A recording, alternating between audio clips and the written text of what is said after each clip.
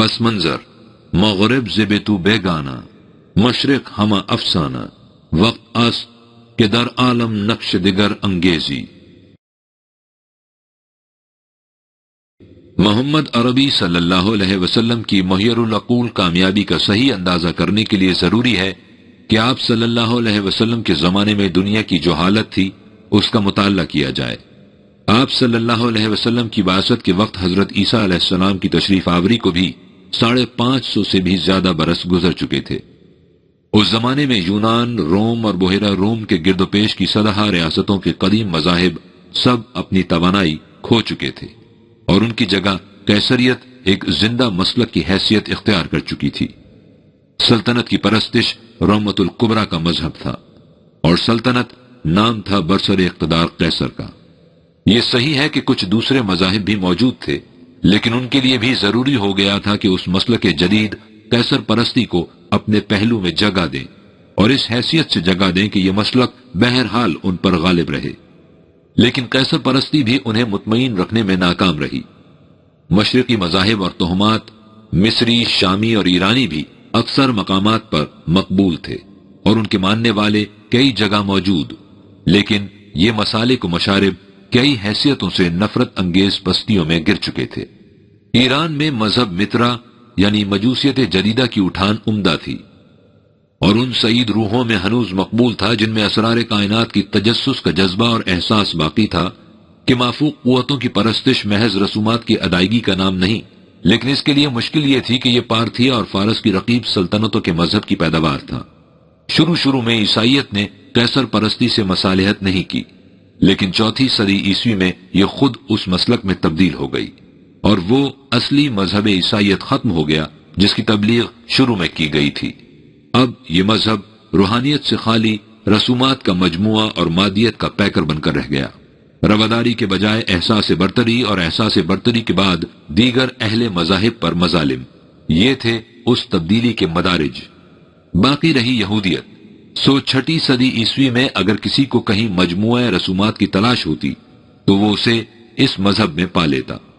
دنیا مذاہب کو چھوڑ کر اگر تہذیب و تمدن کے گوشوں کی طرف آئیے تو اس زمانے میں آرٹ پر افسردگی چھا چکی تھی اور عقل و دانش مردہ ہو چکی تھی۔ Pringle Kennedy, Arabian society at the time of Muhammad, page 9-17۔ ظہور قدسی سے پہلے۔ پرنگل کینیڈی اور ان جیسے دیگر مورخین اور مفکرین کا یہ کہنا بالکل درست ہے کہ یہ سمجھنے کے لیے کہ نبی اکرم صلی اللہ علیہ وسلم دنیا میں کس قسم کا انقلاب لائے تھے، یہ دیکھنا ضروری ہے کہ جس وقت حضور صلی اللہ علیہ وسلم دنیا میں تشریف لائے اس وقت دنیا کی حالت کیا تھی۔ اس انقلاب کی عظمت و اہمیت کا اندازہ لگانے کے لیے اس قسم کا تقابل ضروری ہے۔ لطافت بے کثافت جلوہ پیدا کر نہیں سکتی۔ جہاں تک مذاہب عالم کا تعلق ہے، ہم اپنی کتاب صحف آسمانی کی تاریخ میں اس حقیقت کو واضح کر چکے ہیں کہ اس وقت دنیا کے کسی مذہب کے پرستاروں کے پاس بھی اس مذہب کے بانی کی حقیقی اور منزہ تعلیم موجود نہیں تھی۔ جس تعلیم کو وہ آسمانی رہنمائی کہہ کر پیش کرتے تھے وہ انسانی خیالات کا مجموعہ اور عجیب و غریب قسم کی توہم پرستیوں کا مرقع تھی۔ اب ہم یہ دیکھنا چاہتے ہیں کہ اس زمانے میں دنیا تہذیب و تمدن کی کیا حالت تھی، اس لیے کہ جو تعلیم نبی اکرم صلی اللہ علیہ وسلم لائے تھے اس کا مقصد خدا اور بندے کے درمیان پرائیویٹ تعلق قائم کرنا نہیں تھا۔ اس سے مقصود انسانی معاشرے کو نئے خطوط پر متشکل کر کے یہ دکھانا تھا کہ انسان کس طرح اس دنیا میں بھی جنتی زندگی بسر کر سکتا ہے اور اس کے بعد کی دنیا میں بھی۔ اس دنیا میں انسانی معاشرے کی کیفیت کو تمدن سے تعبیر کیا جاتا ہے۔ اس لیے نبی کریم صلی اللہ علیہ وسلم نے جس جدید تمدن کی بنیاد ڈالی تھی اس کی اہمیت کا صحیح اندازہ لگانے کے لیے ضروری ہے کہ اس زمانے کی عام تمدنی حالت کا جائزہ لیا جائے۔ اس مقصد کے لیے ہمیں حضور صلی اللہ علیہ وسلم کے زمانے یعنی 6 صدی عیسوی تک پہنچنے کے لیے ذرا پیچھے سے چلنا پڑے گا، کیونکہ کسی خاص زمانے کی تمدنی زندگی کی پوری تصویر نمایاں ہو کر سامنے نہیں آتی جب تک اس کا پس منظر بھی پیش نظر نہ ہو۔ تہذیب کے مورخوں کا خیال ہے کہ انسانی تہذیب کی ابتدا مصر سے ہوئی۔ جب اس ملک کو سکندر اعظم نے فتح کیا تو اس وقت تک اس پر 30 خاندان حکمران ہو چکے تھے۔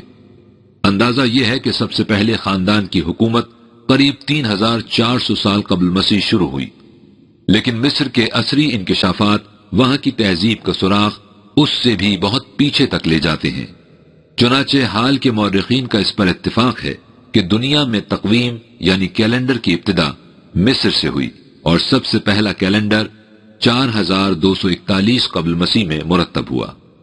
بحوالہ history of the world edited by week, page 377۔ اس سے پتہ چلتا ہے کہ یہ ملک باقاعدہ خاندانوں کی حکومت سے بھی بہت پہلے تہذیب و تمدن کی زندگی سے آشنا ہو چکا تھا۔ اہرام مصر میں سب سے بڑا حرم گریٹ پیرامڈ شہنشاہ خوفو کا مقبرہ ہے، جو چوتھے خاندان کا دوسرا بادشاہ تھا۔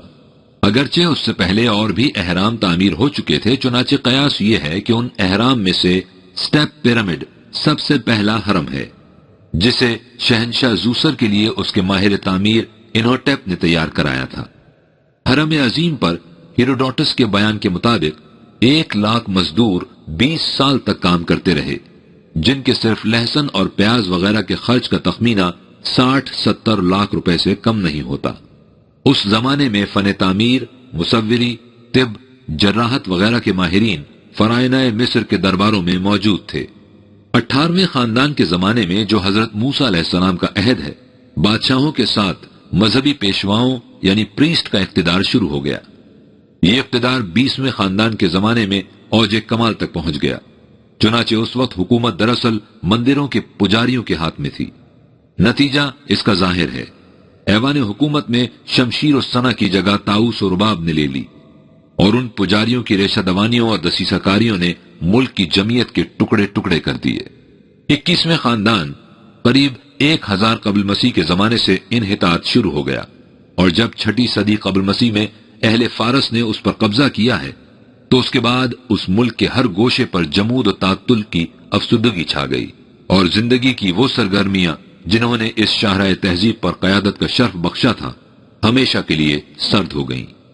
6 صدی عیسوی میں ان احرام کے سوا جو اس کی عظمت رفتہ کے عبرت انگیز نقوش تھے، اس ملک کی تہذیب و تمدن کی زندگی میں کوئی شے قابل ذکر باقی نہ تھی۔ مصر کے بعد تہذیب کے دھارے کا رخ دجلہ اور فرات کی وادیوں کی طرف مڑ جاتا ہے۔ ازمنہ قدیم میں اس وادی کا شمالی حصہ اکادی کہلاتا تھا، جس کا سب سے بڑا شہر بابل تھا، اور جنوبی علاقہ سمیر، جس میں کالڈیا اور مشہور شہر تھے۔ عصری انکشاف نے اکادی اور کالدی تہذیب کے متعلق حیرت انگیز معلومات باہم پہنچائی ہیں۔ 3000 قبل مسیح سے ان کی تہذیب کے عروج کے آثار دکھائی دینے شروع ہو جاتے ہیں۔ کا پہلا خاندان قریب 3100 قبل مسیح سے سامنے آتا ہے۔ اس زمانے کی قبروں سے مصوری اور مرصع کاری کے عجیب و غریب نوادرات نکلے ہیں۔ تیسرے خاندان کا بانی نامو 2268 قبل مسیح کے قریب غالباً حضرت ابراہیم علیہ السلام کے زمانے کا نمرود تھا۔ اس کے 12ویں سن جلوس میں تمام اہل سمیر نے اس کے بیٹے ڈنگو کو خدا تسلیم کر لیا۔ اس زمانے کے بڑے بڑے مندروں کے کھنڈرات زمین کے تہخانوں سے برآمد ہوئے ہیں۔ ان کے مکانات بالعموم 2 منزلہ تھے، اور ہر گھر میں قریب 12/14 کمرے۔ ان کے باورچی خانے، پختہ آتش دان، غسل خانے، نالیاں، میزیں، پلنگ، تانبے اور مٹی کے برتن، قالین اور کمبل وغیرہ ان کی تہذیب کے آئینہ دار ہیں۔ بادشاہ کی بڑی لڑکی چاند دیوی کے مندر کی پجارن یعنی ہیڈ پریسٹس ہوتی تھی۔ پجاریوں کا اثر وہاں بھی غالب نظر آتا ہے۔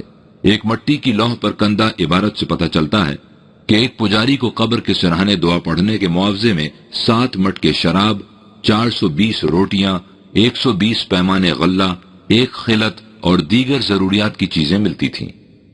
اکادی تہذیب میں بابل کے خاندان کے 6 بادشاہ حمورابی 2123 قبل مسیح کے قوانین آج تک مشہور ہیں۔ یہ قوانین مٹی کی تختیوں پر کندہ کیے جاتے تھے۔ ان کی کثرت اور پہنائی کا اندازہ اس سے لگائیے کہ زمین دوز کھنڈرات سے جو کچھ برآمد ہو سکا ہے، ان میں سے قریب 30,000 تختیاں برٹش میوزیم میں جمع ہیں۔ اس کے قوانین عدل و مساوات پر مبنی دکھائی دیتے ہیں، اگرچہ ان میں شدت کا پہلو نمایاں ہے۔ مثلا یہ کہ اگر کسی کا نو تعمیر شدہ مکان گر جائے تو معمار کو پھانسی دے دی جائے، یا اگر کسی ڈاکٹر کے علاج سے کسی کا نوکر مر جائے تو وہ ڈاکٹر اپنے نوکروں میں سے ایک شخص اس کو دے۔ تہذیب کے اس عروج و کمال کے بعد ان میں بھی حبوط و زوال شروع ہو گیا۔ شاہی گھرانے عیش پرستی کی سیاہ مستیوں میں کھو گئے، مندروں کی چار دیواریاں بد اخلاقی اور فواحش کاری کا اڈا بن گئیں۔ نوبت بائیں جا رسید کہ ہیروڈوٹس کے بیان کے مطابق 5ویں صدی قبل مسیح میں بابل میں ہر نوجوان لڑکی کو اپنے آپ کو کسی مندر میں کسی اجنبی سے ہم آغوش کرنا پڑتا تھا، اس کے بعد اس کی شادی ہو سکتی تھی۔ 6 صدی قبل مسیح فارس کے مشہور بادشاہ کیخسرو یعنی ذوالقرنین نے اس ملک پر قبضہ کر لیا، اور 6 صدی عیسوی میں ان ٹھیکریوں کے سوا جو اس ملک کی سطوت رفتہ کی داستان گو تھی، ان کی تہذیب و تمدن کا کوئی نشان باقی نہ رہا۔ سمیری اور کالڈی تہذیب کے ساتھ ساتھ ان کی ہمسایہ سلطنت شوریا یعنی ازیرینز بھی ہمارے سامنے آتی ہے۔ اگرچہ یہ تہذیب اپنی سبویت اور بربریت، سفاکی اور خونریزی کے لیے دنیا میں مشہور ہے، لیکن بائیں ہما تاریخ تہذیب کے سلسلے میں اشوری تہذیب کی کڑی بھی ایک نمایاں خصوصیت رکھتی ہے۔ بابل سے قریب 200 میل جانب شمال اشور کے شہر میں قریب 3000 قبل مسیح اس سلطنت کی بنیاد رکھی گئی۔ زمانہ عروج میں اس کا دارالسلطنت نینوا تھا۔ سارگوند جس نے یہودیوں کو تباہ و برباد کیا تھا اس سلطنت کا بادشاہ تھا، اور اسی قوم نے بابل کی اینٹ سے اینٹ بجائی تھی۔ اس قوم کے قوانین بڑے سخت اور وحشیانہ تھے۔ جنگ کے دیوتا اسور اور زراعت کی دیوی اشتر کی پرستش خصوصیت سے ہوتی تھی۔ 7ویں صدی قبل مسیح میں اہل مادیہ اور بابل کے ہاتھوں اس عظیم الشان سلطنت کی تباہی ہوئی، اور اب لندن کے عجائب گھر سے باہر ان کا نشان تک باقی نہیں۔ خطہ ایران، یہ ہم پہلے دیکھ چکے ہیں کہ بابل کو کیخسرو نے فتح کیا تھا، اس لیے اب تہذیب کے دھارے کا رخ فارس کی طرف مڑنا چاہیے۔ فارس اور مادیہ کی الگ الگ سلطنتیں ایک زمانے سے موجود تھیں، لیکن کیخسرو کے زمانے یعنی 558 سے لے کر 528 قبل مسیح میں یہ دونوں مل کر ایک عظیم و شان سلطنت کی شکل میں صفحہ تاریخ پر ابھری۔ کیخسرو یعنی ذوالقرنین کی شخصیت جریدہ عالم میں شہرت دوام حاصل کر چکی تھی۔ اس کے عہد میں فارس کی دولت اور سطوت نے برق رفتاری سے عروج حاصل کرنا شروع کیا، اور دارا کے زمانے 521 سے لے کر 485 قبل مسیح میں یہ اپنے انتہائی نقطے تک جا پہنچی۔ بہسٹن ٹیبلٹس یا الواح بیستون اس کی شوکت و ثروت اور جاہ و جلال کی شاہد ہیں۔ اس کے بعد سکندر اعظم کے حملے 333 قبل مسیح نے فارس کی بڑھتی ہوئی ترقی کو روک دیا، اور رفتہ رفتہ ان میں انحطاط شروع ہو گیا۔ اس سے قریب 100 سال بعد 249 قبل مسیح میں پارتھین نے فارس میں ایک نئی سلطنت کی بنیاد ڈالی۔ یہ سلطنت بھی تاریخ میں ایک ممتاز حیثیت لیے نظر آتی ہے، لیکن سلطنت روما کے ساتھ ان کے پیہم تصادمات نے انہیں بہت کمزور کر دیا۔ 212 عیسوی میں ارد شیر نے، جس کی رگوں میں کیخسرو اور دارا کا خون موجزن تھا، علم بغاوت بلند کیا اور پارتھین سلطنت کو ختم کر کے فارس میں ایک نئی سلطنت کی بنیاد ڈالی، جو تاریخ کے صفحات پر ساسانی سلطنت کے نام سے مشہور ہے۔ ارد شیر نے نہ صرف قدیم فارسی تہذیب اور روایات ہی کو زندہ کرنے کی کوشش کی، بلکہ مذہب زرتشت کو بھی اثر نو رائج کیا، لیکن یہ زرتشتی مذہب اصل زرتشتی مذہب سے مختلف تھا۔ اب اس میں انسانی خیالات و معتقدات کی آمیزش اس حد تک ہو چکی تھی کہ حقیقی تصویر کے خط و خال پہچان ہی میں نہیں آ سکتے تھے۔ ساسانی خاندان کے زمانے میں فارس کی سلطنت پھر بڑی وسیع ہو گئی۔ مصر کی فتح نے ان کے حوصلے اور بھی بڑھا دیے۔ خسرو دوم کے زمانے میں ان کی فتوحات کا سلسلہ یروشلم کی مقدس دیواروں تک جا پہنچا۔ اگرچہ 624 عیسوی میں ہرقل نے صلیب مقدس کی بازیابی کے لیے ایران پر کامیاب حملہ کیا، ظہور اسلام کے وقت ساسانی خاندان ہی ایران پر حکمران تھا، لیکن اس وقت اس کی شوکت و عظمت کے محض افسانے باقی رہ گئے تھے۔ قوت کے انحطاط کے ساتھ ہی وہاں کی معاشرتی اور تمدنی حالت بھی انتہائی پستی تک جا پہنچی تھی، جیسا کہ ابھی کہا جا چکا ہے۔ اگرچہ وہاں نام کو مجوسیت یعنی زرتشتیت رائج تھی، لیکن دراصل یہ وہ مذہب تھا جس کا قوام مانی نے مجوسیت اور مسیحیت کی آمیزش سے تیار کیا تھا، اور جس کی بنیادیں رہبانیت یعنی ترک علائق، زاویہ نشینی اور گوشہ گیری کی زندگی تھی، جس کا فطری نتیجہ یہ تھا کہ خانقاہیں اور آتش کدے بد اخلاقی اور فحش کاری کے مراکز بن چکے تھے۔ عام معاشرتی حالت کا اندازہ اس بات سے لگائیے کہ باپ کا اپنی بیٹی کو اور بھائی کا اپنی بہن کو بیوی بنا لینا معیوب نہیں سمجھا جاتا تھا۔ چنانچہ یزد گرد ثانی نے خود اپنی بیٹی سے شادی کی تھی۔ وہاں پہلے ہی یہ کیفیت تھی۔ مزدکیت نے سمند ناز پہ ایک اور تازیانہ دیا، اس مذہب کی روح سے، اس لیے کہ اسے مذہبی حیثیت ہی سے رائج کیا گیا تھا۔ عورت سوسائٹی کی عام ملکیت سمجھی جاتی تھی اور وہ ہر شخص کے ساتھ شب باش ہو سکتی تھی۔ اگرچہ اس قسم کے مذہب کی ترویج کچھ حیرت انگیز سی بات معلوم ہوتی ہے، لیکن اس زمانے کے اہل ایران اخلاق کی جس پستی تک جا پہنچے تھے، اس کے پیش نظر ایسا محسوس ہوتا ہے گویا یہ مذہب ان کی مسخ شدہ فطرت ہی کی صدائے بازگشت تھا۔ یہی وجہ ہے کہ وہاں کے عیش پرست امراء کے طبقے میں اس مذہب کو بڑی مقبولیت حاصل ہوئی اور خود بادشاہ قباد نے اس کی ترویج و اشاعت میں نمایاں کردار ادا کیا۔ استبداد کا عالم یہ تھا کہ بادشاہ اور امراء کی پرستش ہوتی تھی، ان کے حضور سجدے کیے جاتے اور ان کی شان میں الوہیت کے گیت گائے جاتے تھے۔ مستبدانہ اور قاہرانہ انداز حکومت میں حریت اور مساوات کا تصور تک جرم عظیم ہوتا ہے، اس لیے ان لوگوں کی عام ذہنی کیفیت کا اندازہ لگانا کچھ مشکل نہیں۔ توہم پرستی اور جہالت زندگی کے ہر گوشے پر مسلط تھی۔ اہرمن نے اپنی نظر بد سے 99,999 چڑیلیں پیدا کر رکھی تھیں جو بیماریوں کے نقاب میں انسانوں پر مسلط ہوتی تھیں۔ غرض یہ کہ بقول سر جان میلکم، تاریخ ایران جلد اول، ظہور اسلام کے وقت فارس کی سلطنت عیش پرستی کے ہاتھوں لاغر و نحیف ہو چکی تھی۔ اندرونی مناقشات کی وجہ سے انتہائی بدنظمی پھیل چکی تھی، بیرونی محاربات نے اسے خستہ و ناتواں کر دیا تھا اور اس طرح وہ قیر زوال کی طرف کشاں کشاں کھینچی جا رہی تھی۔ یہ تھی 6 صدی عیسوی میں ایران اور اس کی اس تہذیب کی حالت جو کسی زمانے میں تاریخ کے صفحات پر روشنی کے مینار کی طرح چمک رہی تھی۔ تہذیب یونان۔ ہم دیکھ چکے ہیں کہ سکندر اعظم یونانی نے اپنی سلطنت فارس اور مصر تک پھیلائی، اس سے ہم یونانیوں سے متعارف ہوتے ہیں، لیکن یونانیوں کی تہذیب سکندر کی فتوحات کے زمانے سے بہت پہلے کی ہے۔ اس کا اولین سراغ قریب 2000 قبل مسیح سے ملتا ہے، جب کریٹ کا جزیرہ ایک ممتاز تہذیب کا گہوارہ تھا۔ سن 1600 قبل مسیح کے قریب وہاں کی تہذیب اپنے نقطۂ عروج تک جا پہنچی تھی۔ ٹرائے کا محاصرہ، جس کی دلچسپ تفاصیل ہومر کی نظموں سے حیات جاوید حاصل کر چکی ہیں، اسی زمانے سے متعلق ہے۔ اس کے بعد یونانی تہذیب کا مرکز ایتھنز قرار پایا، جہاں 600 قبل مسیح کے قریب سولن جیسے مدبر کی اصلاحات ہمارے سامنے آتی ہیں۔ یہ تہذیب 5ویں اور 4تھی صدی قبل مسیح میں اپنے معراج کمال پر پہنچی، جب یونان علم و حکمت اور سیاست و فراست کا گہوارہ قرار پا گیا۔ یہی وہ زمانہ ہے جس میں جہاں ایک طرف سوفوکلز جیسا ادیب ڈرامے کی دنیا میں ایسے شاہکار پیش کرتا ہے جن کی شگفتگی اور شادابی میں آج تک فرق نہیں آیا، تو دوسری طرف ہمیں تھیوسیڈائڈز اور ہیروڈوٹس جیسے مورخ دکھائی دیتے ہیں جن کی وقائع نویسی اس زمانے کی متمدن دنیا کی زندہ ترجمان ہے۔ فن تعمیر میں دیکھیے تو معبد دوشیزہ، ٹیمپل آف ورجن جیسے نادر نمونے ہمارے سامنے آتے ہیں، اور مجسمہ سازی کی طرف آئیے تو ایتھینیا کے مہیب کو آسا فلزائی پیکر سے لے کر حسن کی دیویوں کے نفیس و نازک مرمری تماثیل تک نادرہ کاری اور اعجاز نگاری کی خاموش داستانیں دنیا کے سامنے موجود ہیں۔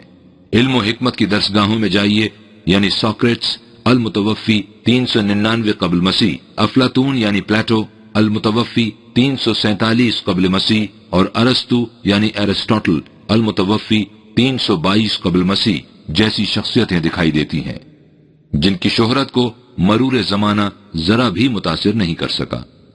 یونان سے نکل کر مصر کی طرف آئیے تو وہاں سکندر کے سپہ سالار بطلیموس یعنی پٹالمی نے ایک نئی سلطنت کی طرح ڈالی جو علم و حکمت کے میدان میں بجائے خویش ایک دوسرا یونان بن گئی۔ اقلیدس یعنی یوسیلڈ جیسا ریاضی دان اور ارشمیدس یعنی آرکمیڈس جیسا سائنسدان اسی دور کی پیداوار ہے۔ اسکندریہ کی لائبریری جو عیسائی احبار و رہبان کے ہاتھوں نظر آتش ہوئی، اپنی نظیر آپ تھی، لیکن یہ سب کچھ پہلی صدی قبل مسیح سے پہلے ہو گزرا۔ 31 قبل مسیح میں یونانی علم و حکمت اور ثروت و ستوت کی شمع فروزاں کلیوپیٹرا کی خودکشی کے ساتھ بجھ گئی اور اس کا ترکہ سلطنت روما کی طرف منتقل ہو گیا۔ لہذا छठी सदी ईस्वी में जिस तक पहुंचने के लिए हम उन तमाम वादियों और शाहराओं से गुजर रहे हैं, यूनान के फलसफे और हिकमत के नुकूश किताबों की दफतैन से बाहर कहीं दिखाई नहीं देते थे। अब हमें रोम की तरफ चलना चाहिए, लेकिन तौसन फिक्र का रुख उस तरफ मोड़ने से पहले यूनानी तहजीब के एक और गोशे को भी सामने ले आना जरूरी है। इसमें शुबा नहीं कि यूनान में इल्म हिकमत की रोशनी इतनी तेज है कि उनसे निगाहों में खीरगी पैदा हो जाती है, लेकिन इसके बावजूद ये हकीकत अपनी जगह पर कायम है कि उस तमाम रोशनी में खुदा का मुनज़्ज़ा और हकीकी तसव्वुर कहीं नहीं मिलता। ऐन उस दौर में जब सुकरात और अफलातून रमूज़े कायनात की उगदा कुशाइयों में मुस्तगरक दिखाई देते हैं, पूरा यूनान हजारों देवी देवताओं के माबुदों में अपने हाथों के घड़े हुए पत्थरों के सामने सजदा रेज नजर आता है। असनामियात यूनान के दिलकश अफसाने उन्हीं देवी देवताओं की रंगीन दास्तानें हैं। 440 कबल मसीह में जब यूनान में हिकमत और तमद्दुन अपने औज पर था, ये शाही हुक्म भी वहां मौजूद था कि हर फसल का पहला फल इलेसिस के मंदिर पर बतौर चढ़ावा चढ़ाया जाएगा। असनाम परस्ती का लाजमी नतीजा तुहम परस्ती है, इसलिए वहां जिंदगी का कोई कदम शगुन लिए बगैर नहीं उठता था। जब यूनानियों की फौज सकलिया पर हमला करने के लिए निकली है, तो उसका जर्नैल इसलिए आगे बढ़ने से रुक गया कि उस रात चांद गिरहन था। इसका नतीजा यह हुआ कि उसकी फतह बहुत बुरी शिकस्त में बदल गई और तबाही और बर्बादी ने सारे यूनान को चारों तरफ से घेर लिया। फिर यही वो यूनान था जिसके अफलातून और जैनू ने दुनिया को वो तसव्वुफ दिया जिसने खूने रगे कायनात को सर्द ही नहीं मुंजमिद करके रख दिया, और जिसके फलसफा तर्क तात्तुल ने इंसानों की चलती फिरती दुनिया को पत्थरों की बस्ती बना दिया, और उसका असर आज तक कम नहीं हुआ। हत्ता कि मुसलमानों जैसी कौम भी, जिसके पास अमलो हरकत और कुव्वत और हरारत का कुरान जैसा चश्मा सरमदी मौजूद है, उन बर्फ की सिलों की असरअंदाजी से अपने आप को महफूज न रख सकी और उस मौत को ऐने हयात समझकर खुद फरेबी और खुद फरामोशी की कोकनारी जन्नत में महवे ख्वाब हो गई। मजहबी दुनिया से नीचे उतरकर सियासी दुनिया की तरफ आइए तो वहां भी यूनानी तदब्बुर कोई सही राह जिंदगी मुतय्यन नहीं कर सका था।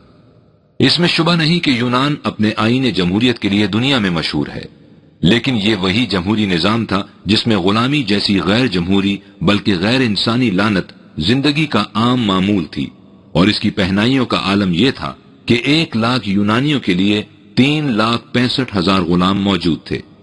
मसावात की यह कैफियत थी कि अरस्तु जैसा मुस्लिह अपनी किताब सियासत में लिखता है, फितरत का मंशा यह है कि तमाम गैर यूनानी यूनानियों के गुलाम हूं। Politics book 1 chapter 7। आलम अखलाकियात में जो हालत थी, इसका अंदाजा मैफे के इस एक रिमार्क से लग सकता है जो उसने अपनी किताब सर्वे ऑफ ग्रीक सिविलाइजेशन में दिया है। वो लिखता है, जिन अकवाम को उनसे वास्ता पड़ा उनमें यूनानियों की बददियानती जरबुल मिसल थी। उनके असनामियात में यूं तो औरतों को देवियों की हैसियत हासिल थी, लेकिन उनकी सोसाइटी में औरत की जो हैसियत थी, इसके मुताल्लिक G.L. डिकिंसन रकम तराज है। उस अहद में औरतों का दर्जा मर्दों से इस दर्जा कमतर था कि औरत का मकसद सिवाय शहवत रानी और बच्चा कशी के और कुछ नहीं समझा जाता था। Book the Greek view of life, page 169। फिर जैसा कि हर फलसफियाना तालीम का खासा है, हिकमत यूनान भी महज नजरी मसाइल तक महदूद थी। यही वजह थी कि यूनान में कोई अहम सनती ईजाद नहीं हो सकी। उनके हुक्मा की भी ये कैफियत थी कि अपनी अपनी फिक्रगाहों की खलवतों में नजरी मसाइल की मूशगाफियों में महव रहते और मुशाहिदात और तजुर्बात की दुनिया से कुछ वास्ता न रखते। नतीजा इसका ये कि अरस्तु जैसा हकीम बआ हमा इल्म हिकमत इस किस्म के अकायद रखता था कि तमाम हैवानात में सिर्फ इंसान का दिल हरकत करता है। मर्द के मुंह में औरत से ज्यादा दांत होते हैं, अंडा समंदर में तैरता है। इसीलिए रॉजर बेकन, जिसने मुसलमानों से इस्तकराई अंदाज़े तहकीक सीखा, कहा करता था कि अरस्तु की तमाम किताबें नजरे आतिश कर देने के काबिल हैं। अब चलिए रोमन तहजीब की तरफ। हमारे मौजू के एतबार से इस तहजीब को इसलिए खास अहमियत हासिल है कि ज़हूर इस्लाम के वक्त यही तहजीब थी जिसका मस्कन अरब से हमकिनार था। करीब 1200 कबल मसीह में जब क्रीट की सल्तनत का शिराजा बिखरा तो वहां की आबादी का एक हिस्सा इटली की तरफ मुंतकिल हो गया, जहां पहुंचकर उन्होंने وہاں کے قدیمی باشندوں سے مل کر ایک جدید سلطنت کی بنیاد ڈالی، جو بعد میں سمائے تاریخ پر رومن ایمپائر یعنی رومت الکبریٰ کا درخشندہ ستارہ بن کر چمکی۔ وہاں کے قدیم باشندے زراعت پیشہ تھے، اس لیے ہندوستان کے قدیم آریوں کی طرح وہ بھی بارش، ہوا، سورج، آگ وغیرہ کی پرستش کرتے تھے۔ 753 قبل مسیح کے قریب روم کا شہر آباد ہوا، جو رفتہ رفتہ رومن تہذیب کا مرکز بن گیا۔ اس کی سلطنت کی شوکت و جلال کا اندازہ اس سے لگائیے کہ اس کے ایک بادشاہ سیزر کا نام دنیا کی لغت میں لفظ شہنشاہ کا مترادف ہو گیا۔ چنانچہ آج بھی جب لفظ قیصر بولا جاتا ہے تو اس سے ذہن 49 قبل مسیح کے کسی خاص بادشاہ کی طرف منتقل نہیں ہوتا، بلکہ شہنشاہ کا عام مفہوم نگاہوں کے سامنے آ جاتا ہے۔ اسی قیصر کا جانشین شہنشاہ آگسٹس تھا، جس کی سیاست کی سٹیج پر حسن کلیوپیٹرا کی داستان رنگین کا آخری کھیل کھیلا گیا، اور یوں یونان کی تہذیب کے آثار بقایا روم کی طرف منتقل ہو گئے۔ یہی وہ عہد تھا جس میں ہوریس اور ورجل جیسے شعراء پیدا ہوئے۔ یہیں سے 2 قدم آگے بڑھ کر نیرو المتوفی 69 عیسوی جیسے مستبد حکمران کا عہد آتش بار و عالم سوز سامنے آتا ہے۔ اب ہم 1 صدی عیسوی تک آ پہنچے ہیں، اور یہی وہ مقام ہے جہاں رومن تہذیب کی تاریخ میں ایک بہت بڑا موڑ آتا ہے۔ یہ وہ زمانہ ہے جب رومت الکبریٰ کا دماغ ایک عالمگیر سلطنت کے حسین تصور سے سامان 100,000 چراغاں کیے ہوئے تھا، اور فلپسن کے الفاظ میں انہیں زوم تھا کہ تمام کرۂ ارض کے مالک رومن ہیں۔ International laws and customs volume 1 page 109۔ این اس زمانے میں پولس یعنی سینٹ پول کی مخترع عیسائیت چپکے سے روم میں داخل ہو گئی، اور آہستہ آہستہ اس درجہ اثر انداز ہو گئی کہ 323 عیسوی میں شہنشاہ قسطنطین یعنی کانسٹنٹین نے اسے سلطنت کا مذہب قرار دے دیا۔ سطح بی یا یوں کہیے کہ جذبات سے متاثر مورخ اس واقعہ عظیم یعنی عیسائیت کے اثر و نفوذ کو نہایت مبارک انقلاب قرار دیتے ہیں، لیکن جن مورخین کی نگاہیں حوادث زمانہ کو ان کی گہرائیوں میں اتر کر دیکھتی ہیں، وہ اس حقیقت کے اعتراف میں تأمل نہیں کرتے کہ یہی مبارک انقلاب در حقیقت رومت الکبریٰ کے انحطاط و سقوط کا باعث ہوا۔ چنانچہ بریفولڈ عیسائیت کا اثر کے زیر عنوان لکھتا ہے، روم اپنی ہستی کی بقا کے لیے مشرق کے ساتھ موت و حیات کی لڑائی لڑتا رہا، اور یونان کی طرح اس نے مشرق کو بالآخر زیر بھی کر لیا، لیکن مشرق بھی اپنا انتقام لیے بغیر نہیں رہ سکتا تھا، اور یہ انتقام یونان کے مقابلے میں کہیں زیادہ نمایاں اور مکمل تھا۔ جس سال روم کو ہنی بال پر فتح عظیم حاصل ہوئی، عین اسی سال خدائی بادشاہت کا ہراول دستہ روم کی 4 دیواری میں داخل ہو گیا اور وہاں اپنے قدم جما لیے۔ بس اسی دن سے کالڈیا کے نجومی، مصر کے شعبدے باز، یہودی علماء اسرار و بواطن، ایرانی جادوگر، شامی فسوں ساز، ہندی فقیر، لشکر در لشکر اور فوج در فوج یورش کرتے آ گئے تاکہ اس عالم باآغوش شہر پر اپنا تسلط جما لیں۔ The Making of Humanity page 155۔ یہی وہ اجمال ہے جس کی تفصیل آپ کو گبن کی تاریخ زوال و سقوط سلطنت روما کی 8 مبسوط جلدوں میں ملے گی۔ حقیقت یہ ہے کہ عیسائیت کی وہ تعلیم جس کی اختراع و ترویج پولس کی رہین منت ہے، تہذیب و تمدن، علم و حکمت، شوکت و ثروت، عمرانیت و معاشرت، غرض یہ کہ انسانیت کے ہر روشن پہلو کے لیے زہر قاتل کا حکم رکھتی ہے، اور جس معاشرے میں یہ تعلیم سرایت کر جائے اس کا زوال لابدی اور اس کی موت یقینی ہے۔ یہی وہ خطرہ تھا جس کی بنا پر یورپ نے مذہب کو گرجا کی 4 دیواری میں محدود کر کے رکھ دیا تاکہ اسے زندگی کے کسی معاملے سے کچھ واسطہ نہ رہے۔ بہرکیف یہ تھا وہ انقلاب جو 1 صدی عیسوی میں رومن تہذیب کے حصار میں در آیا۔ شہنشاہ قسطنطین روم کو چھوڑ کر بازنطین کی طرف منتقل ہو گیا اور قسطنطنیہ کو اپنا دارالسلطنت قرار دے دیا۔ رومن سلطنت کی یہ شاخ دنیا میں بازنطینی حکومت کے نام سے روشناس ہوئی۔ یہی وہ حکومت تھی جو اسلامی انقلاب کے منہ آئی، جب اس کی زمام اختیار ہرکل یعنی ہرکولس کے ہاتھوں میں تھی۔ رومت الکبریٰ اور بازنطینی حکومت کے زوال و سقوط کے اسباب کے متعلق مورخین نے بڑی کد و کاوش کی ہے، اور اس موضوع پر بڑی بڑی ضخیم کتابیں وجود میں آ چکی ہیں۔ لیکن ان تمام تحقیقات کا نچوڑ ایک لفظ میں سمٹ کر آ گیا ہے جسے فساد کہا گیا ہے۔ یہ فساد آیان حکومت اور ارباب مذہب دونوں میں پیدا ہو گیا تھا، اور یہی اس کی تباہی اور بربادی کا بنیادی سبب ہوا۔ لیکن یہ فساد کہیں باہر سے نہیں آیا تھا، بلکہ اس بنیاد میں داخل تھا جس پر اس تہذیب کی فلک بوس عمارت قائم تھی، یعنی اس کی تعمیر میں خرابی کی صورت مضمر تھی۔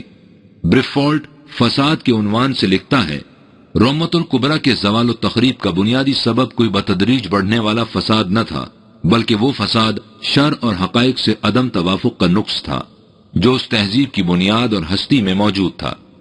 انسانی حیت اجتماعیہ کا کوئی نظام جس کی بنیاد باطل اصولوں پر رکھی گئی ہو کبھی قائم نہیں رہ سکتا، خواہ اس باطل نظام کو کتنے ہی تدبر اور دانش مندی سے کیوں نہ چلایا جائے۔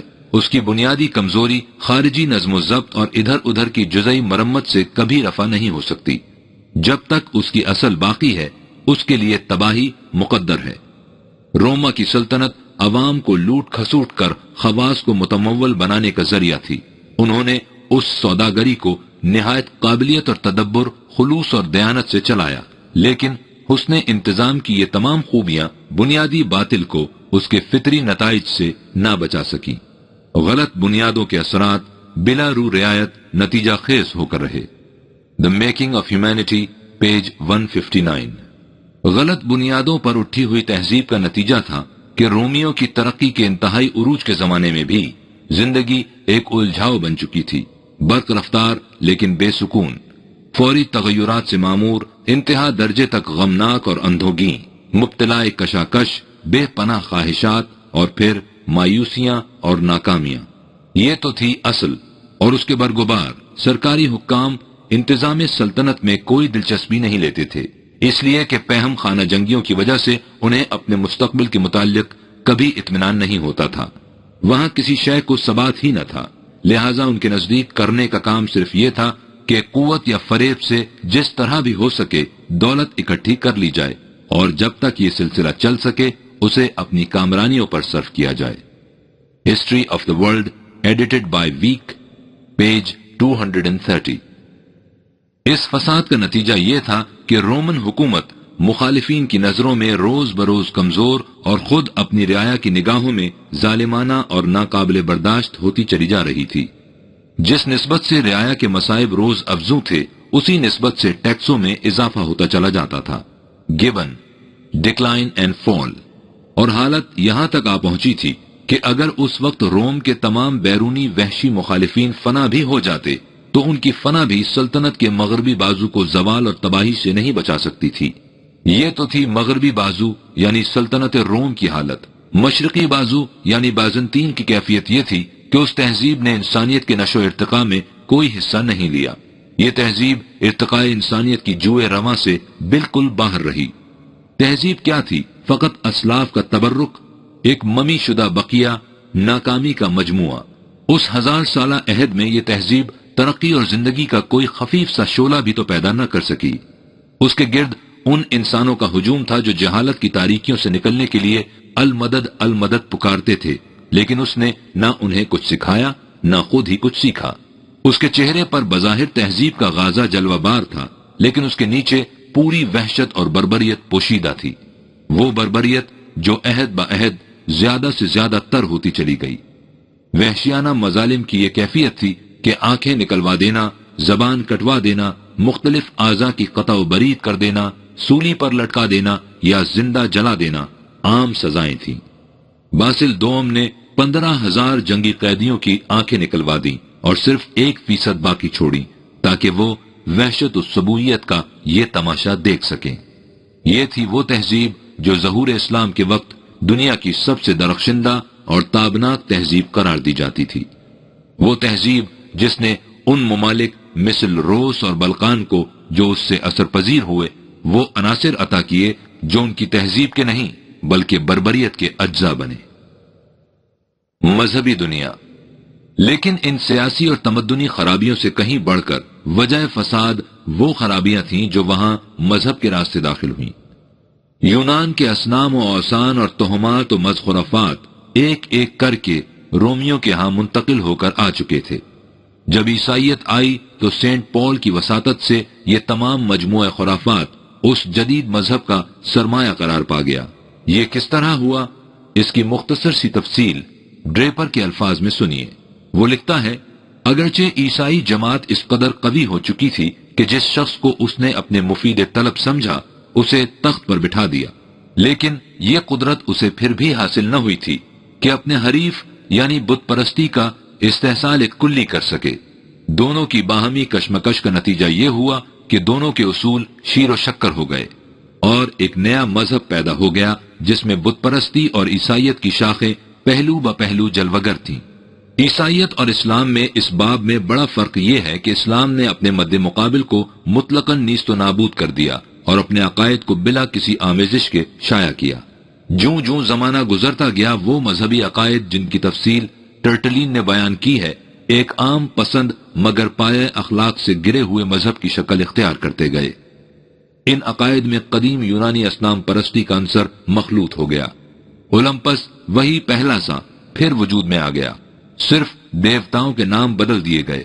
عقیدہ تسلیت قدیم مصری روایات کے سانچے میں ڈھال لیا گیا۔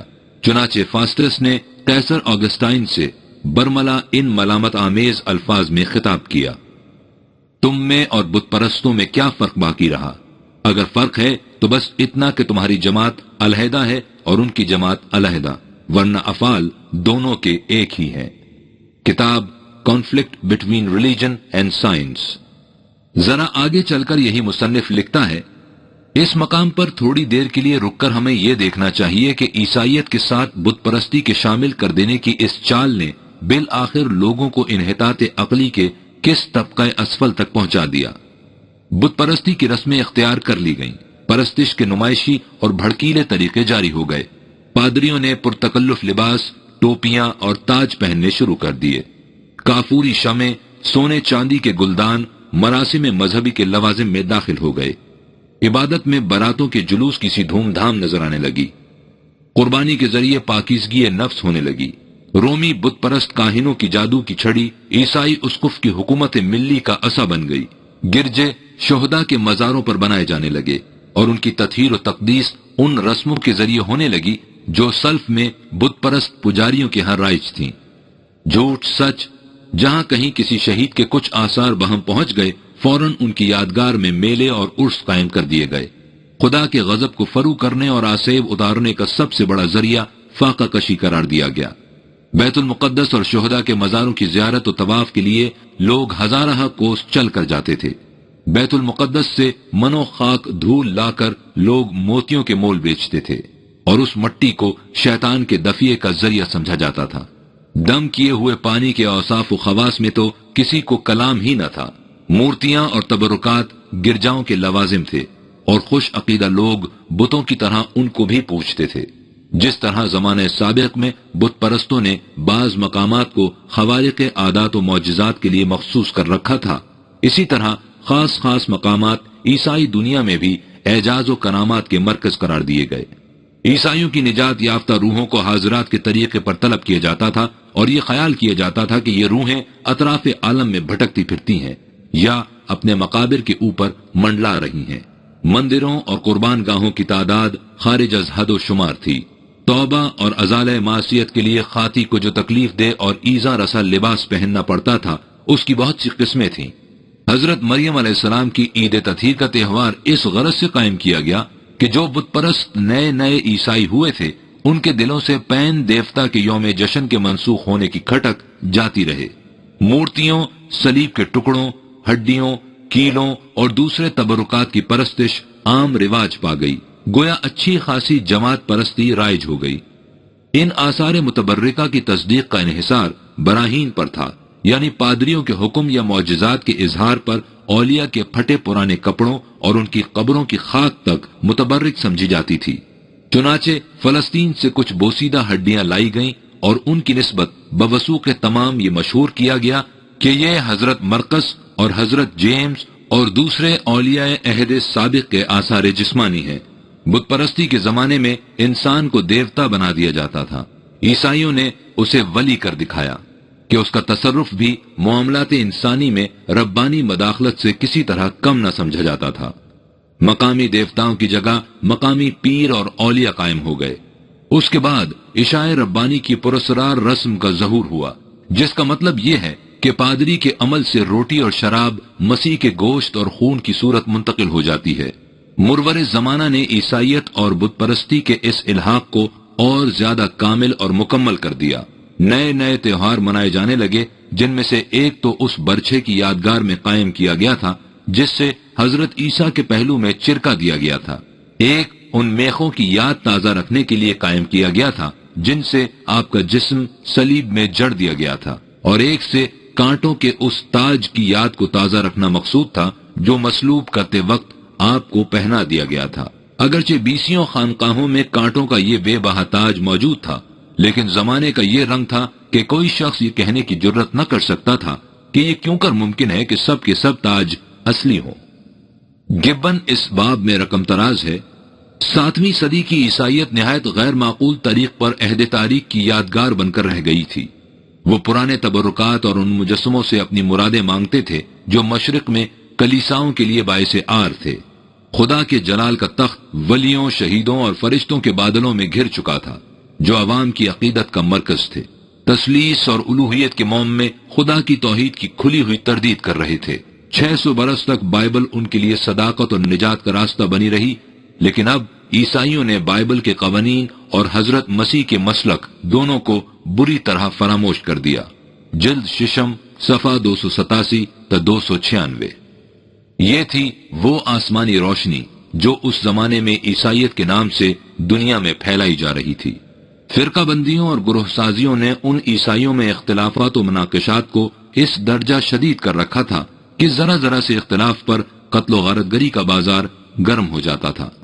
سیل اپنے ترجمہ قرآن کریم کے مقدمے میں لکھتا ہے، گرجا کے پادریوں کلرجی نے مذہب کے ٹکڑے ٹکڑے کر ڈالے تھے اور امن، محبت اور نیکی کو مفقود کر دیا تھا۔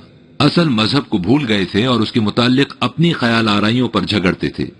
اسی تاریخ زمانے میں اکثر وہ تہمات جو رومن چرچ کے لیے باعث ننگ ہیں مذہبی صورت میں قائم کیے گئے، خصوصاً ولیوں اور مجسموں کی پرستش نہایت بے شرمی سے ہونے لگی۔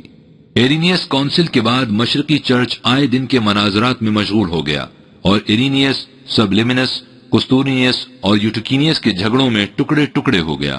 انصاف اعلانیہ فروخت کیا جاتا تھا اور ہر طرح کی بدعنوانیاں ہوتی تھیں۔ مغربی چرچ میں ڈیس اور آرسیبینس نے بشپ کی جگہ حاصل کرنے کے لیے قتل تک نوبت پہنچا دی اور آخر ڈیس کی فتح ہوئی۔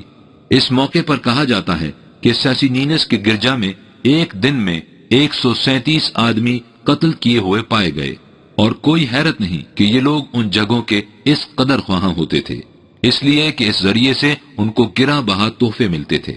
اپنی گاڑیوں پر نہایت تزک و احتشام سے نکلتے تھے اور ان کے دسترخوان پر بادشاہوں سے زیادہ شان و شوکت ہوتی تھی۔ ان مناقشات کا سبب زیادہ تر شہنشاہ ہوا کرتے تھے۔ جسٹنٹین کے وقت میں حالت اور زیادہ خراب ہو گئی۔ اس کے نزدیک اپنے عقیدے کے مخالفوں کو مار ڈالنا کوئی جرم ہی نہ تھا۔ بادشاہوں اور پادریوں میں عقائد اور اخلاق کی جو خرابیاں پھیلی ہوئی تھیں، اس کا لازمی نتیجہ یہ تھا کہ عوام کی حالت بھی مبتذل ہو گئی۔ ان کا مقصد صرف روپیہ پیدا کرنا رہ گیا، خواہ کسی ذریعے سے ہو، اور اس روپے کو وہ نفاست اور عیاشی سے اڑاتے تھے۔ عقائد کی خرابی کے علاوہ روم اور فارس کی سلطنتیں بھی کمزور ہو گئی تھیں۔ شہنشاہ قسطنطین کے بعد روم کی سلطنت روز بروز کمزور ہوتی گئی۔ عام طور سے اس کے جانشین بزدلی اور مظالم کے لیے مشہور تھے۔ حضرت صلی اللہ علیہ وسلم کے وقت تک ملک کا مغربی حصہ گوتس لوگوں نے روند ڈالا تھا۔ یونانیوں کی عیش پسندی اور اخلاقی خرابیوں نے ان کی قوت کو زائل کر دیا تھا۔ زوال صرف قتل و خونریزی ہی نہیں، بلکہ یہ ایک گال پر تماچا کھا کر دوسرا گال سامنے کر دینے کی تعلیم کے مدعی اپنے مخالفین پر اس قدر انسانیت سوز مظالم برپا کرتے تھے جن کے تصور سے روح کانپتی ہے۔ ان کی تفصیل گبن اور ڈریپر کے ہاں دیکھیے۔ ایک اسقف اعظم سینٹ سدل کا حریف آرمنٹس نامی ایک پادری تھا۔ ایک روز سرے راہ 65 راہبوں کی جماعت اس پر ٹوٹ پڑی اور اسے پتھر مار مار کر ہلاک کر دیا۔ اس کے حامیوں کی باری آئی تو وہ سدل کو تو نہ پا سکے، اس کی ایک خاتون دوست کو راستے میں پکڑ لیا، اسے برہنہ کیا گیا اور اسی حالت میں تمام شہر کے گلی کوچوں سے اسے کشاں کشاں کلیسا میں لائے۔ جہاں پہنچ کر اسے پیٹر کے مقدس گرز سے ہلاک کیا گیا۔ پھر اس کا گوشت ہڈیوں سے جدا کیا گیا اور لاش کے ٹکڑے ٹکڑے کر کے اسے جلا دیا گیا۔ اس قسم کے واقعات وہاں کا معمول بن چکے تھے۔ پھر پوپ اپنی پرستش الگ کراتے تھے، بادشاہ قیصر آگسٹس الگ پوجا جاتا تھا۔ ان تمام مفاسد سے بڑھ کر فتنہ خانقاہیت تھا جس نے ان کے دل اور دماغ دونوں کو بیکار کر دیا تھا۔ برفولڈ لکھتا ہے، اگر ہم بازنطینی حکومت کے جمود و تعطل کے اسباب و علل دریافت کرنا چاہیں تو یہ 3 عنوانات کے تابع آ جائیں گے۔ سب سے پہلے جاہل اور متعصب راہبوں کا وہ ہجوم جو اس سلطنت کی قوت کو چاروں طرف سے گھیرے ہوئے تھا۔ وہ ہر صوبے اور ہر قریے میں ٹڈی دل کی طرح پھیلے ہوئے تھے۔ صرف ایک قسطنطنیہ میں کوئی 100 سے زیادہ خانقاہیں تھیں۔ اسٹاؤڈین میں قریب 1000 راہب ہوں گے۔ ایتھوس، اوٹیڈا، اولمپس کی پہاڑیاں اور مارمورا کا جزیرہ خانقاہوں سے پٹا پڑا تھا۔ ہر 10 قدم پر آپ کو گیسو دراز، کوہتا آستین، راسپیوٹن نما مشائخ دکھائی دیتے تھے جن کے گرد معتقدین کا ہجوم ان کی دست بوسی کے لیے حلقہ بنائے رہتا۔ ہر شریف آدمی، ہر سوداگر، ہر دولت مند، ہر نیک خاتون کوئی نہ کوئی خانقاہ بنواتی۔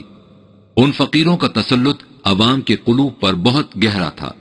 وہ اپنی کرامات، معجزات اور تذکار اولیاء سے لوگوں کو مروب کرتے۔ ان کے خوارق و کرامات اور گزشتہ اولیاء کی تماثیل کی پرستش ہوتی۔ ہر مشکل میں ان سے مدد مانگی جاتی۔ تجارت میں کامیابی، متاع گمگشتہ کی بازیافت اور بیماری سے شفا کے لیے ان کی طرف رجوع کیا جاتا۔ چونکہ ان لوگوں کو عوام کی اندھی عقیدت حاصل تھی، اس لیے وہ حکام وقت کی کچھ پرواہ نہیں کرتے تھے۔ 4 صدی عیسوی میں یہ سلسلہ خانقاہیت روبہ ترقی تھا۔ 6 صدی عیسوی میں یہ اپنی انتہا تک پہنچ گیا جب سینٹ بینیڈکٹ نے اسے ایک منظم ادارے کی صورت میں متشکل کر دیا۔ تجرد و خلوت گزینی کی اس زندگی میں وہ اپنے آپ کو طرح طرح کی تکالیف میں مبتلا رکھتے اور اس کو قرب الہی کا ذریعہ سمجھتے۔ نہ صرف تکالیف و مصائب بلکہ نہایت گھناؤنی اور نفرت انگیز حرکات انتہائی عبادت سمجھی جاتی۔ کوئی قسم کھا لیتا کہ تمام عمر غسل نہیں کروں گا، کوئی اپنے آپ کو عمر بھر دلدل میں ڈالے رکھتا، کوئی غلاظت کے حصار میں بیٹھے رہنے میں عافیت سمجھتا، کوئی اندھیری کوٹڑی میں پڑا رہتا۔ جب زندگی کا تصور اس قدر نفرت انگیز ہو جائے تو حسن ذوق اور احساسات لطیفہ کی جو مٹی خراب ہوگی وہ ظاہر ہے۔ چنانچہ رفتہ رفتہ ان کی فطرت اس قدر مسخ ہو گئی کہ وہ ہر حسین و لطیف شے سے ابا کرتی تھی، حتیٰ کہ بقول وائٹ وہ کسی حسین شے کی موجودگی میں خدا کی عبادت ہی نہیں کر سکتے تھے، اور جس جگہ انہیں ذوق سلیم کا کچھ بھی مظاہرہ دکھائی دیتا وہ اسے تباہ و برباد کرنا اپنا مذہبی فریضہ سمجھتے تھے۔ چنانچہ جہاں عیسائی پادریوں یعنی ارباب شریعت نے یہ اپنا مقدس فریضہ سمجھ رکھا تھا کہ علم و بصیرت کے ہر مظاہرے کو نظر آتش کر دیا جائے، وہاں ان اخبار و مشائخ نے اسے تزکیہ نفس اور ارتقاء روح کا ذریعہ قرار دے رکھا تھا کہ دنیا میں کوئی حسین شے دکھائی نہ دے۔ یہی وہ زاویہ نگاہ تھا جس کا ماتم کرتے ہوئے ڈورسی لکھتا ہے کہ ہمارے پاس رومیوں کے حماموں کے متعلق اس لیے معلومات موجود ہیں کہ انہیں آتش فشاں پہاڑ ویسوویس کی راکھ نے ڈھانپ دیا تھا، لیکن ہم اسپین میں مسلمانوں کے حماموں کے متعلق کچھ نہیں جانتے، اس لیے کہ وہاں بدقسمتی سے کوئی ویسوویس نہ تھا جو انہیں اپنی راکھ سے ڈھانپ دیتا، بلکہ وہاں عیسائی فرڈیننڈ اور ایزابیلا تھے جنہوں نے اپنے احکام شاہی سے ان سب کو مسمار کرا دیا۔ بک سویلائزیشن پیج 410۔ حسین و نفیس حمام ہی کیا، ان کی جہالت نے تو دنیا کی ہر مہذب شے کو تباہ و برباد کر دیا۔ یہی مورخ دوسرے مقام پر لکھتا ہے، دنیا قدیم کی تہذیب عیسائی راہبوں کے ہاتھوں 1000 سال کی نیند سو گئی۔ نو انسانی کی تاریخ میں کسی واقعے نے اتنی تباہی یا نگاہ کے زاویے میں ایسی تبدیلی پیدا نہیں کی جتنی عیسائیت نے کی ہے۔ انسان نے ہزارہ سال کی محنت شاقہ کے بعد جو کچھ بنایا، حتیٰ کہ دنیا اور زندگی کی تمام مسرتیں، بیوی، گھر بار، دولت، صحت، خوشی، یہ سب ایک نجات دہندہ کے نام پر قربان کر دیے گئے، اور وہ بھی دنیا میں امن نہیں بلکہ فساد پھیلانے کے لیے۔ علم دشمنی۔ ان کی علم دشمنی کی یہ کیفیت تھی کہ پوپ گریگری نے سائسرو اور لیوائی کی ان تمام کتابوں کو جلا دیا جو اس کے ہاتھ لگی۔ اس نے ایک مرتبہ سنا کہ ویانا کے ایک بشپ کو ادب سے کچھ لگاؤ ہے، تو اس نے نہایت برافروختہ ہو کر لکھا کہ ہم نے سنا ہے کہ تم ادب پر لیکچر دیتے ہو، ہمیں تمہاری طرف سے یہ سننے کی توقع ہے کہ تمہیں اس قسم کی لغویات سے کچھ تعلق نہیں۔ اور جیسا کہ خانقاہی نظریہ حیات کا لازمی نتیجہ ہے، ان کے قواعد عملیہ کے عزم ہلال اور تہم پرستی کا یہ عالم تھا کہ جب 410 عیسوی میں ہیلینک نے روم پر چڑھائی کی ہے تو تمام علاقہ تباہی اور بربادی اور آگ اور خون کے چنگل میں تھا، اور شہر کے اندر سینٹ اوگسٹائن اس اہم مسئلے کے حل میں مصروف تھے کہ اس بربریت میں جن کنواری لڑکیوں کی عصمت دری ہوگی وہ حیات اخروی میں تاج غدارت یعنی کراؤن آف ورجن ہوڈ سے سرفراز ہو سکیں گی یا نہیں۔ باقی یورپ، یہ تھی مجملاً اس تہذیب کی حالت جو 6 صدی عیسوی کی سب سے بڑی مہذب دنیا کا ترہ امتیاز تھی، اور جب مہذب دنیا کی یہ حالت تھی تو یورپ کے باقی غیر مہذب علاقے کی جو کیفیت ہوگی وہ محتاج بیان نہیں۔ ہمارے خیال میں ان وحشی قبائل کی زندگی کا تصور کرنے کے لیے بریفولڈ کا ایک اقتباس کافی ہوگا۔ وہ لکھتا ہے، وہ جنگلات اور دلدلی زمینوں پر جھونپڑیوں میں رہتے، ان کے پاس چند گھریلو ضروریات کی چیزیں، کچھ آلات کشاورزی اور دیہاتی گیت ہوتے۔ اس کے بعد وہ مدہوش، شرابی، خونخوار، قاتل، غدار اور سخت فحشکار تھے۔ ان کی جہالت انتہائی کمینہ پن اور بےایمانہ انداز کی تھی۔ شراب کے نشے میں بدمست ہو کر اونچے اونچے چلانا اور خرمستیاں کرنا ان کا سب سے بڑا جشن طرب تھا۔ قتل و غارت گری، سفاکی، حیا سوز تشدد ان کی قوتوں کے مظاہرے تھے، اور جب ان چیزوں سے فارغ ہوتے تو بیٹھے آگ تاپتے اور ان کی عورتیں کام کاج کرتی۔ یہ تھی یورپ کی حالت، وہ حالت جس کے متعلق گبن لکھتا ہے کہ اتنے سے عرصہ تاریخ میں خرابیوں میں زیادتی اور خوبیوں میں کمی اور کہیں نہیں مل سکتی۔ ہندوستان کی تہذیب۔ ہمارا تاریخ تہذیب کا کارواں اب منزل کے قریب آ پہنچا ہے۔ اب ہمیں حدود عرب میں داخل ہو جانا چاہیے، لیکن یہ داستان ناتمام رہ جائے گی اگر اس میں ہندوستان کی تہذیبی حالت کا ٹکڑا شامل نہ کیا جائے۔ ہندوستان کی قدیم تہذیب کے متعلق کچھ لکھنے کے سلسلے میں سب سے بڑی دشواری یہ ہے کہ ان کے ہاں تاریخ کا کوئی باقاعدہ سلسلہ ہی نہیں۔ جو واقعات ابھی مسلمانوں کی ہندوستان میں آمد سے پہلے کل گزرے ہیں، جب ان سے ان کے متعلق پوچھیے تو یہ انہیں لاکھوں سال پہلے کی بات بتائیں گے۔ اب خدا خدا کر کے ان کے ہاں کچھ ایسے لکھنے والے پیدا ہوئے ہیں جنہوں نے اس دشواری کا احساس کر کے اپنے ہاں کی تاریخ اور تہذیب کے متعلق کچھ سنبھل کر پیش کرنے کی ہمت کی ہے۔ ان میں ایک صاحب M.R.C. دت ہیں جن کی کتاب A History of Civilization in Ancient India پراچین تہذیب پر مستند صحیفہ سمجھی جاتی ہے۔ مسٹر دت نے ہندوستان کی تہذیب کو مختلف حصوں میں تقسیم کیا ہے اور 5ویں صدی عیسوی سے مسلمانوں کی آمد تک کا زمانہ پرانک تہذیب کا زمانہ قرار دیا ہے۔ چونکہ ہمارے موضوع کا تعلق اسی زمانے سے ہے، اس لیے ہم اس زمانے کے متعلق مسٹر دت کی شہادت پیش کرتے ہیں تاکہ یہ حقیقت سامنے آ جائے کہ اس وقت ہندوستان میں تہذیب کی کیا حالت تھی۔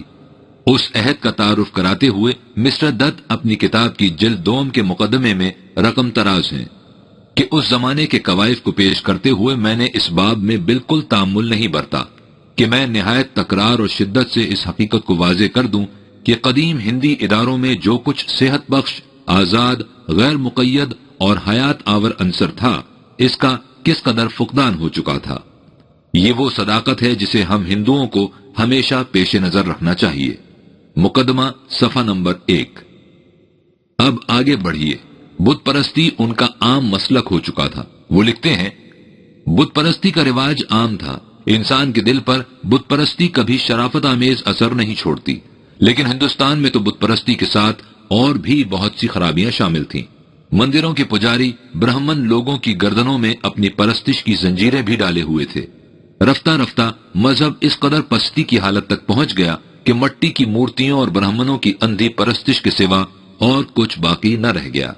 مذہب کی عمومی حالت پر تبصرہ کرنے کے بعد یہ مورخ لکھتا ہے، یہ ہے وہ افسانوی معتقدات، یہ ہے وہ مذہبی رسوم و مناسک جو ان اسلاف کے جانشین عمل میں لاتے تھے۔ جو ویدوں کے منتر گاتے اور اپنشدوں کے مسائل میں تجسس و تفحص کرتے تھے۔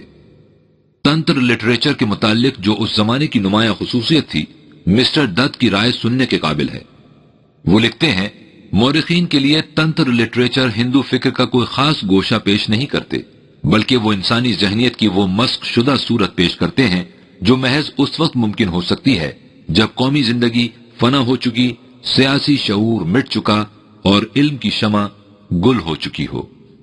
پیدائش کے اعتبار سے انسانوں کی طبقاتی تقسیم وحدت خلق اور مساوات انسانی کے بنیادی اصول کے خلاف ہے، لیکن ہندو سوسائٹی کا مدار ہی اس تقسیم پر ہے، اس لیے کہ ان کے مذہب کا اصل الاصول نظریہ تناسخ ہے، اور مسئلہ تناسخ کا فطری نتیجہ ذاتوں کی تقسیم ہے۔ یہ غیر فطری تقسیم مندروں کی چار دیواری سے لے کر عدالت کی انصاف گاہوں تک زندگی کے ہر شعبے میں دخیل اور کارفرما تھی۔ مثلا لین دین کے معاملات تک میں یہ حالت تھی کہ اگر برہمن قرض لے تو اس سے 24% سود لیا جاتا تھا، کھتری سے 36%، ویش سے 48% اور شودر سے 60%۔ یا جرائم کے معاملے میں ایک ہی جرم کی سزا برہمن، کھتری، ویش اور شودر کے لیے مختلف تھی۔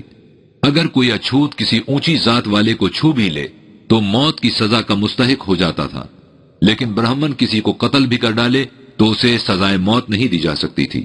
نتیجہ اس کا یہ کہ ذاتوں کی تقسیم کا، جس نے برہمنوں کے وقار اور مفاد کو بہت بلندی پر پہنچا دیا، لابدی نتیجہ یہ تھا کہ اس نے تمام دیانت دارانہ تجارت اور حرفت کو تباہ کر ڈالا اور فقط برہمنوں کی تجارت باقی رہ گئی۔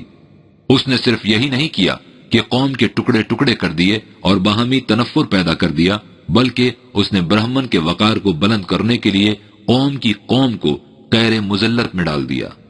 صفحہ نمبر 219۔ اسی ورنوں کی تقسیم کے متعلق ایک دوسرے مقام پر مسٹر دت ان الفاظ میں تنقید کرتے ہیں، ذاتوں کی تقسیم کا نظریہ قدامت پسند ہندوؤں کے تخیل اور اعتقاد میں قرن ہائے قرن سے بہے چلا آ رہا ہے۔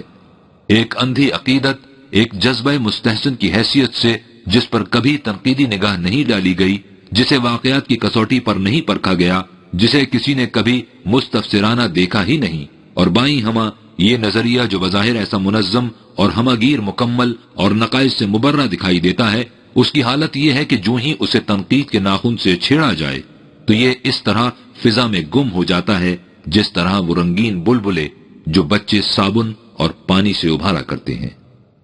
اس معاشرت میں شودروں کا وجود بجائے خویش ایک کھلی ہوئی غلامی کی شکل تھی، لیکن ان کے علاوہ مستقل غلامی یعنی سلیوری کا رواج بھی کچھ کم نہ تھا۔ چنانچہ امیر آدمیوں کی جائیداد اور املاک میں غلام سب سے زیادہ قیمتی متاع تصور کیے جاتے تھے۔ ہندوستان قدیم میں گھر کے غلام کی اسی طرح خرید و فروخت ہوتی تھی جس طرح ازمنہ قدیمہ میں دیگر ممالک میں۔ قرضہ لینے والا اپنی لونڈیوں کو قرض دینے والے کے پاس رہن رکھ دیتا تھا۔ غلاموں کی 7 قسمیں ہوتی تھیں، جن میں علاوہ دیگر اقسام جنگ کے قیدی، غلاموں کی اولاد اور زر خرید غلام سب اہم تھیں۔ معاشی نظام یکسر سرمایہ دارانہ تھا، چنانچہ منو جی وسس دھرم شاستر کے حوالے سے بیاج کی شرح و آئین کے متعلق تفصیلی احکام بیان کرتے ہیں۔ راجاؤں کے محلات میں بادانوشی کثرت سے رائج تھی۔ مندروں اور دیگر مقدس مقامات میں جن انسانیت سوز حرکات کا ارتکاب ہوتا تھا، ان کے بیان سے حیا تھر تھراتی ہے، اس لیے اس کی تفصیل کی ہمیں جرت نہیں۔ اس کے لیے سوامی دیانند کی ستیہ رتھ پرکاش کا 11واں سمد لاس دیکھیے۔ بہرحال یہ تھی 6 صدی عیسوی میں ہندوستان کی تہذیب کی عمومی حالت۔ نگاہ بازگشت۔ گزشتہ اوراق میں جو کچھ لکھا گیا ہے اس پر نگاہ بازگشت ڈالیے اور دیکھیے کہ 6 صدی عیسوی میں دنیا تہذیب و تمدن اور جہان عمرانیت اور معاشرت کی کیا حالت ہو چکی تھی۔ مذہب کی دنیا کو دیکھیے تو خدائے واحد القہار کا صحیح تصور کسی مقام پر بھی موجود نہ تھا۔ شرک اپنی جلی اور خفی شکلوں میں ہر جگہ مسلط تھا، اور انسان کی وہ پیشانی جو ایک خدا کے قانون کے سوا کسی کے سامنے جھکنے کے لیے پیدا نہیں کی گئی تھی، اپنے ہاتھوں کی بنائی ہوئی مٹی اور پتھر کی مورتیوں، درختوں اور حیوانوں، دریاؤں اور پہاڑوں، اجرام سماوی اور عناصر ارضی، ہر ایک کے حضور سجدہ ریز تھی۔ اس کا لازمی نتیجہ یہ تھا کہ انسان اپنے مقام سے یکسر ناآشنا تھا، اور وہ جس کے لیے ارض و سماوات کی ہر شے مسخر کر دی گئی تھی، ارض و سماوات کی ہر شے سے خائف اور ہراساں، ترساں و لرزاں زندگی کے دن پورے کر رہا تھا۔ چونکہ یہ اپنے مقام سے بے خبر اور اپنی حقیقت سے ناآشنا تھا، اس لیے مذہبی پیشوائیت کی انسانیت سوز لعنت اس کی زندگی کے ہر گوشے پر غالب تھی۔ جو اس سے ذرا آگے بڑھتے تھے ان کے لیے خانقاہیت کا بحر منجمد موجود تھا، جہاں پہنچ کر زندگی کی ہر حرارت افسردگی اور ہر تازگی پژمردگی میں بدل جاتی تھی۔ کہیں افلاطون کا فلسفہ آئیان نامشہود ہر حقیقت کو سراب میں بدل رہا تھا، اور کہیں بدھ مت کا قنوتی تصور حیات اس جہان کیف و رنگ کو مجلس آب و گل بنائے ہوئے تھا۔ کہیں تناسخ کا نظریہ انسان کے ارادے و اختیار کو سلب کر کے اسے مجبور محض قیدی کی طرح دنیا کے جیل خانے میں بند کیے تھا، جہاں وہ کسی گزشتہ جنم کے موہوم گناہوں کی سزا بھگتنے کے لیے بھیج دیا گیا تھا، اور کہیں مزدکیت کا عقیدہ اسے فطری قوانین کی حدود و قیود سے بھی آزاد کر کے شتر بے مہار کی طرح وادی بہیمیت میں بے باکہ نہ چھوڑ رہا تھا۔ جہالت کی یہ حالت تھی کہ وہ معلول جس کی علت اس کی سمجھ میں نہیں آتی تھی، مافوق الفطرت قوت سے موسوم ہو کر دیوی دیوتا بن جاتا تھا۔ نظام تمدن و سیاست کی طرف آئیے تو شخصی حکمرانوں کے آہینی پنجوں کی مستبدانہ و قاہرانہ گرفت حریت فکر اور آزادی خیالات کی ہر رمق کا گلا گھونٹ رہی تھی، اور اس خیال سے کہ کہیں ان اطواق و سلاسل کی گرفت ڈھیلی نہ ہونے پائے، بادشاہ کو ایشور کا اوتار، سایہ یزداں اور خدا کی صفات کا حامل قرار دے رکھا تھا، اور یوں اس کی ہر جگہ پرستش ہوتی تھی۔ زبان سیاست انسانی حقوق کے الفاظ تک سے ناآشنا اور مساوات کے مفہوم تک سے بے خبر تھی۔ ذاتوں کی تقسیم نے قبائے وحدت نوع انسانی کی دھجیاں بکھیر رکھی تھیں۔ غلامی اس زمانے کی معاشرت کا جزو لا ینفیک بن چکی تھی، اور ارسطو جیسا حکیم اسے انسانی معاشرت کے لیے ناگزیر خیال کرتا تھا۔ معاشی نظام میں سرمایہ داری کی خباثت معمول قرار پا چکی تھی۔ سود کی شرحیں شاستروں کی روح سے متعین ہوتی تھیں۔ سینیکا جیسا مصلح جو عمر بھر غریبوں اور مفلسوں کی ہمدردی میں سرد آہیں کھینچتا رہا، قریب 4.5 کروڑ روپے کی جائیداد چھوڑ کر مرا۔ اخلاق کی دنیا میں شرم ایک طرف سر جھکائے کھڑی تھی تو حیا دوسری طرف منہ چھپائے تھی۔ فحشکاری کی کوئی صنف نہ تھی جسے اس زمانے میں سند جواز نہ مل چکی ہو، اور سیاہ مستی کی کوئی لغزش نہ تھی جس پر کوئی پابندی باقی رہ گئی ہو۔ شاہی محلات اور عمرہ کی محفلیں تو ایک طرف، تقدس و عقیدت کے مذہبی مراکز تک شرمناک فواہش کے اڈے بن چکے تھے۔ غرض یہ کہ یہ تھی وہ دنیا جس میں انسانیت اس درجہ مسخ ہو چکی تھی کہ حقیقت کی کوئی جھلک کہیں دکھائی نہیں دیتی تھی۔ اقبال کے الفاظ میں بود انسان در جہاں انسان پرست، ناقص و نابود مند و زیر دست، ستوت کسرا و قیصر رہزنش، بند ہا در دست و پاؤ گردنش، کاہنو پا پاؤ سلطان و امیر، بہر یک نخچیر صد نخچیر گیر، صاحب اورنگ و ہم پیر کنشت، باج بر کشت خراب اونوشت، در کلیسا اسقف رضوان فروش، بہر ای سید زبوں دام بدوش، برہمن گل از خیابانش ببرد، خرمنش مغزادہ باتش سپرد، از غلامی فطرت اودوں شدہ، نغمہ ہاں اندر نئے اوخوں شدہ۔ یہ تھی وہ دنیا جس کی تفاصیل و اطناب کو قرآن کریم نے ایک مختصر سے ٹکڑے میں اس حسن و خوبی سے سمیٹ کر رکھ دیا ہے کہ اس کی جامعیت پر ہر حقیقت بھی نگاہ وجد آگیں دکھائی دیتی ہے۔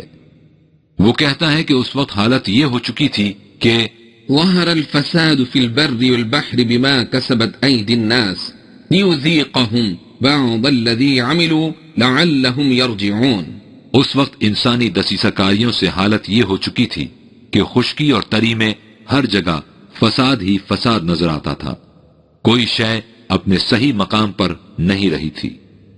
یہ تھی دنیا تہذیب و تمدن کی حالت نبی اکرم صلی اللہ علیہ وسلم کے ظہور قدسی کے وقت۔